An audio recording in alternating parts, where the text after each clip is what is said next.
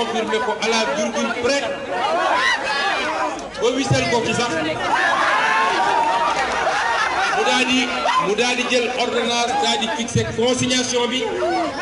mooy bal bi tàkk na Mamour Diallo ak ñi mu àndal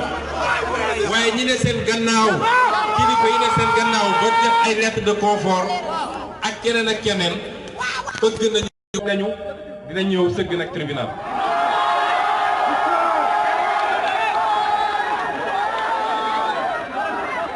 kon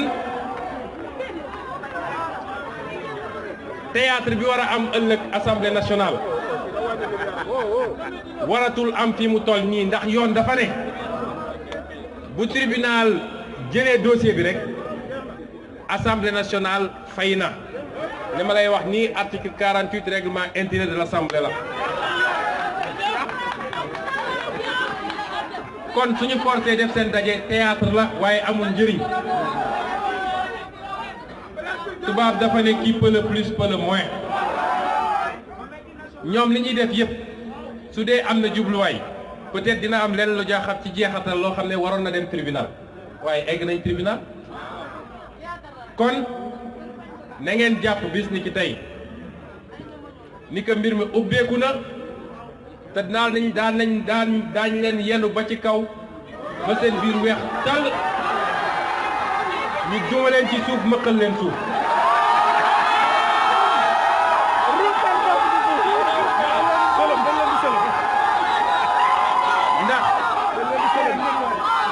ndax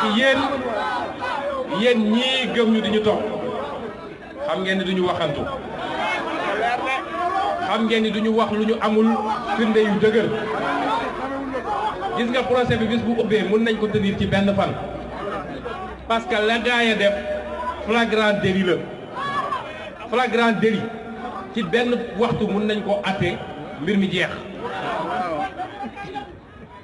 kon nañu jàpp ni tey am nañu ndam bu rëy ñi doon wër yor seen làmmeñ na di mbëri naan na génne ay preuve am nañu daje tribunal bés ma jàkkaarloog juge génneel ko preuve ba mu doyal nañ fa daje rek te it xam nga tappale Sénégal mooy réew moo xam ne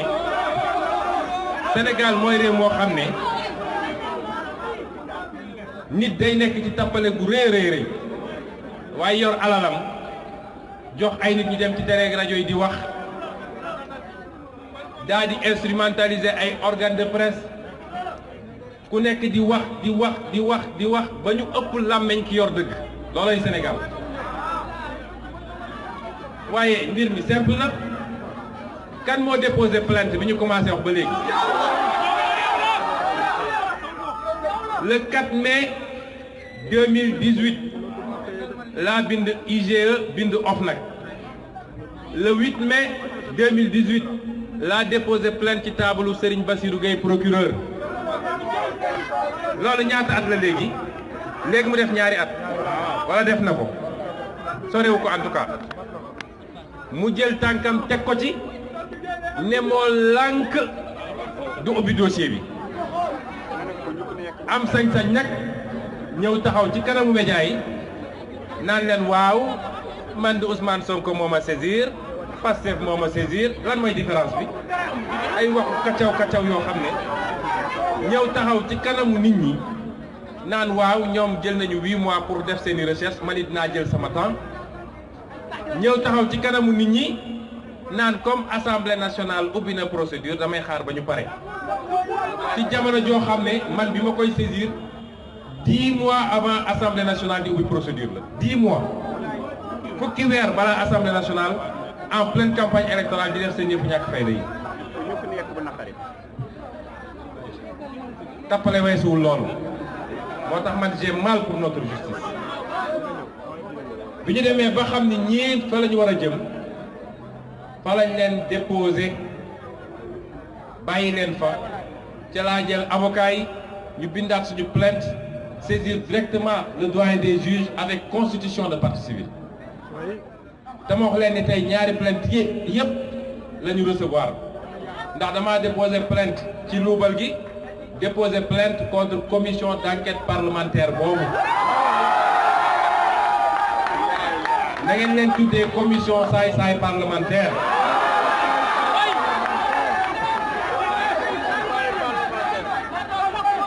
kon loola moom moo ñëw tey ba audition bi am tey te bu soobee yàlla dossier bi dinañ ko topp ba fi mu war a yegg la ñu bëgg nag ñoom ma wax leen ko xam nga acteur politique bu dem ba yàlla may ko mu yegg fii ñu yegg ñun ndax wax dëgg yàlla dootuñu tungu ne ci politique fii Sénégal d'accord nañ ko dem jàmmaarloog ñoom ci élection ñu naan 1% lay am yàlla may ñu si lim ñu ci may te suñu sàcc ci loon xam nañ ni li ñu am mën nañ ko multiplier par 2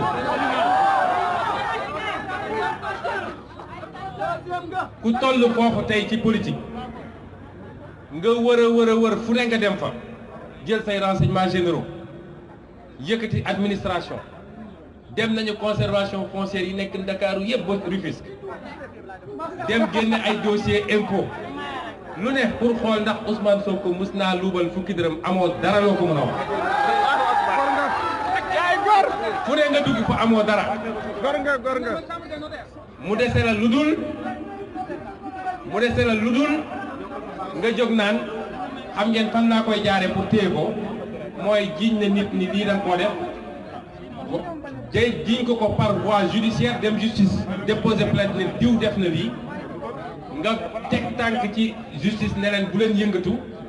daal di ne assemblée nationale wa politicien Benno Bokk Yaakaar ah nga ne leen dem leen ngeen setal seen mbokk politicien boobu bu ko defee ñu jaaree foofu ne Ousmane Sonko li mu wax amul diffamation diffusion de fausse nouvelle waa ji ne naa def benn mandat de dépôt nag foofu amoo loo jiñ nit ki ci un acteur politique de premier plan nekk inspecteur des impôts pendant 15 ans munoo ko jiñ dara lu dul accusé na diw justice setalul diw de waaye politiciens yi setal nañ ko naa jaare foofu teg ci loxo billaahi loolu duñ ko musa nangu lum leen jaral dinañu ko jaral parce que lii ñuy def nii dinaa leen wax nag tey lan mooy seen jubluwaay baax na ma leen koy wax parce que tamit njaboot da ngay waxtaan ak moom ñoom juróomi mbir la ñuy wër dañoo am seeni laboratoire lu ñuy def bu leen foog dañ ko improviser de lu ñuy toog lu yàgg la seeni professeur d'université toog xam ngeen li may wax tailleur yeeg ñoom seeni avocat toog seeni haut fonctionnaire toog ñu ne léegi mbir mi nuñ koy toggee mbir mi liñ ci jublu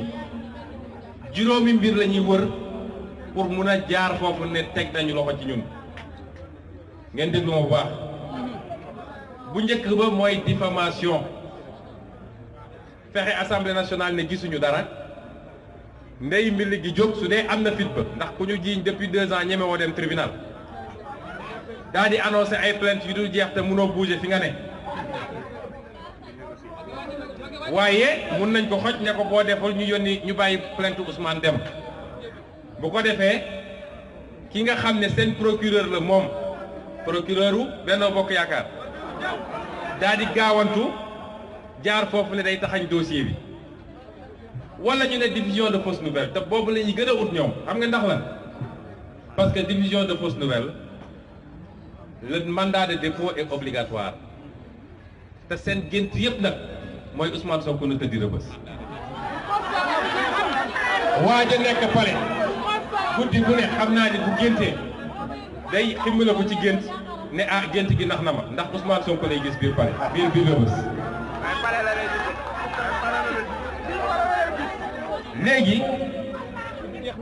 boobu ñu ngi koy wër ñoom it ñetteel bi mooy li ñuy tuddee dénonciation calomnieuse ñeenteel bi boobu nag yéen la concerné mooy bu ñu defee seen provocation nit ñi jóg yëngatu dugg ci dëkk bi ñu ñëw ne Ousmane Sonko moo appel à trouble à l'ordre public, atteinte à la sécurité de l'État nañ ko jàpp. juróom-benn bi nag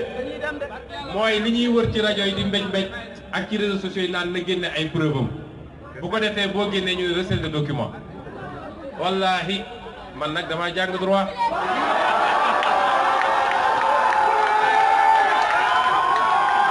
am ay avocat la wax de waxuma ay ñii wër ci télé yi ak rajo yi te duñu porté plainte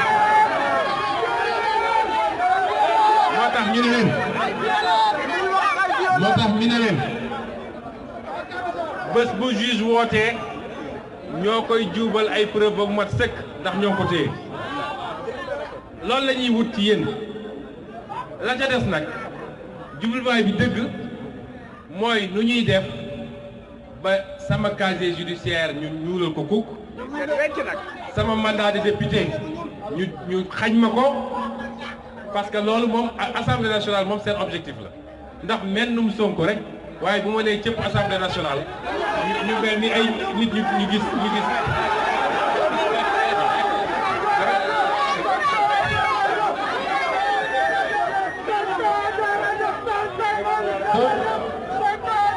loolu it ci jubluwaay yi la moo tax ñu ne leen Macky Sall bu foogee ni moo gën a muus sénégalais li mu foog ni mun na fexe ba créer ay diversion barakam ji nga xam ne li mu def yéen ñëpp xam ngeen ko mu jël ko làq ci gannaawam dégg naa léegi sax Mauritanie la ko yóbbu ci ay daara mu toog naan day wasifa bu foogee ni mun na muusa ki waane ba loolu mu réeral ko ci bopp sénégalais ndax na boppam dama ne na ngeen préparé bu xeex jotee dinañu xeex te lu xeex bi laaj dinañ ko def waaye na ngeen ci ànd ak intelligence ak stratégie parce que dañuy jël dañ leen di suruxal ay pièges di yàkkamti ngeen dugg ci pour que ñu escamoter affaire bi ba am fu ñu jaare buñ ñu gën a muus fi mu ne nii dara amagul lay xew demee assemblée nationale jarul jege bàyyi leen ñu dem tëju naan seeni café waxtaan ba ngoon ñu ne voté nañu résolution waaye fii lañ ñuy fekk da ngeen xam ni bis ni ki tey nag ñoom lu ñu def foofu c'est illégal parce que instruction commencé na ma wax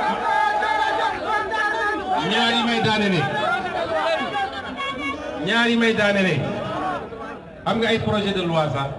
waxu ñàkk fayda yooyu buñ ko fi andee sax dañ leen di faydaal parce que ñoom noonu la ñuy def dañuy sondé bu ko defee nit ñi ne ci di wax mu jox leen fit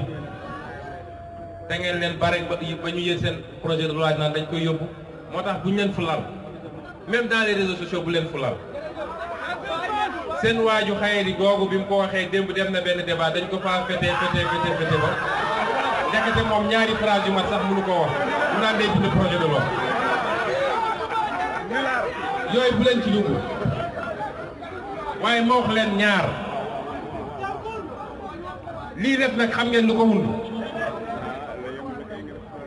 Macky Sall parce que suñ toogee fi sax di wax député yi dañuy ñàkkal suñu bopp dañuy wàññee suñu valeur parce que ñoom amuñu valeur mais Macky Sall dafa am projet am ma wax leen ko tey projet bi mooy xam na ni daf fi def ñombe yu toll ni àdduna te yemul ci moom waaye moom ak ay njege ñaaleem yu dul jeex doore ko ci njabootam mu bëgg nag nu muy naxee Sénégalais ba ñëpp d'accord ñëw toog waxtaan mooy dialogue national bi mu woote. dialogue national boobu li mu ci jublu mooy buñ ciy génn ñëpp dëppoo ni wax dëgg yàlla yoote nañu baalante nañu rongoñ tuuru na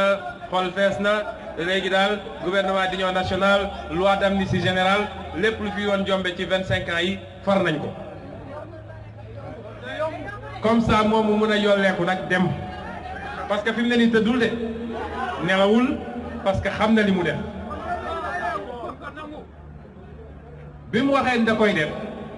nun Pastef dañoo bokk ci ñu ne non seulement bokkuñu ci waaye dañu woote fii conférence de presse jaxase carte gi yàq dil yi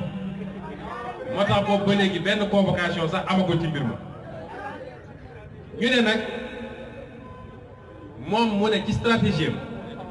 ñi mu gën a ragal ci politique il faut kenn ku ne mu téye la am fu mu la jàppee ba mun a wañ sa loxo nag nga ñëw waxtaan ak moom yéen ñëpp xam ngeen ni instrumentaire de justice ba am na ko ci Khalifa Sall am na ko ci waa PDS muy Karim Wade mu desoon nag naka laay def ba am un moyen de pression sur Ousmane Sonko pour que mu ñëw toog wax lii rek moo justifié li ngeen di dégg yëpp nag ma waxaat ko fii mu dégg ko ñun waxtaanuñoo ak moom dialogue wuñu nee na moo gagné réew maa ngi nii administration ngi nii budget ngi nii armée ngi nii Pointe de Sarène ngi nii na tukki na gouverner na appliquer programme am nga la waaye nañu bàyyi ñun ñu opposé wu nous sommes des opposants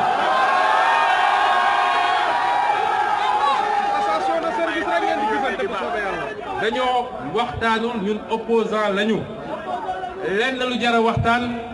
ñun ña ngi cay waxtaan mooy processus électoral ñu am code bu leer nañ fichier bu leer nañ ñu jox nit ñi carte d'identité ñu dem élection ñeen leen ba ci kaw dóor ci suuf wax ji jeex waaye ni ñuy yoree pétrole ak gaz moom xanaa tey lay laaj nit ñi nuñ koy yore bi nga jaayee pétrole ak gaz bi yëpp ni ñuy fexe ba ndool jóge fi mais moom la ñu fal na ko def parce que ses adversaires c'est ça xam ngeen c'est quoi ses adversaires mooy ces milliers d'étudiants de bacheliers yoo xam ne tey xam na ni mënu leen orienter ses adversaires c'est les 10 000 ASP yi mu bëgg a débarrasser wu ses adversaires c'est la pauvreté c'est les hôpitaux yu amatul Sénégal ses adversaires c'est l'insécurité alimentaire en milieu rural ses adversaires mooy yooyu mais du ñun xam na ni nag fi ñu jëm dina métti mu bëgg a créer ay diversion kon na ngeen muus na ngeen jiital seen xel bu ñu nangu ñu manipuler leen ba ngeen dugg ci li ngeen warul dugg la ca des nag ñoo ngi gërëm ñëpp di wax ni nag la démocratie sénégalaise l'état de droit sénégalais dafa doy waar ndax dossier bi ñu ngi ci manipuler wala ñu ci instrumentaliser wala ñu ci def pression le bâtonnat du Sénégal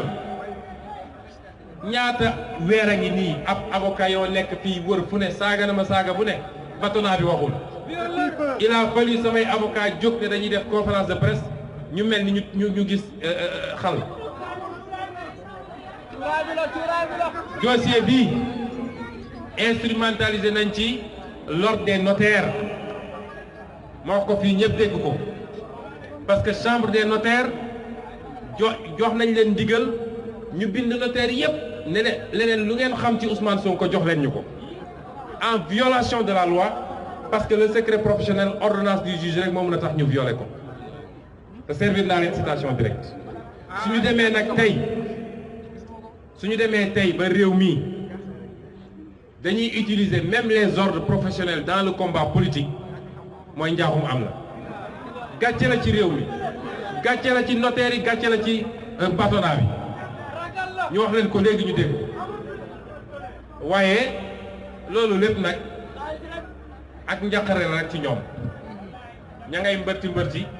di wane ne dañoo am doole waaye lu yëngatu ñu daje pare ba 3 heures du matin di réunion Ousmane Sonko am Ousmane Sonko andi li ñu gis nag ñoom ba tax ñu tiit loolu nekk ci yéen te nekk ci ay millions de Sénégalais tey d'ici et de la diaspora ñoom ñoo xam li tax mu tiital leen l'avenir nous appartient l'avenir politique de ce pays nous appartient te rien ne l'arrêtera bu soobee yàlla tappale yi ñu defoon ba écarter Mamadou Dia tappale yi ñu def ba képp ci Afrique ñoom Sankara ak ñooñu ku fi jógoon ne damay def lu baax ñu yàq ko en 2019 dootu fi am parce que personne ne l'acceptera. Donc vive Pastef, vive la coalition Jotna, vive le Sénégal, vive la patrie, je vous remercie.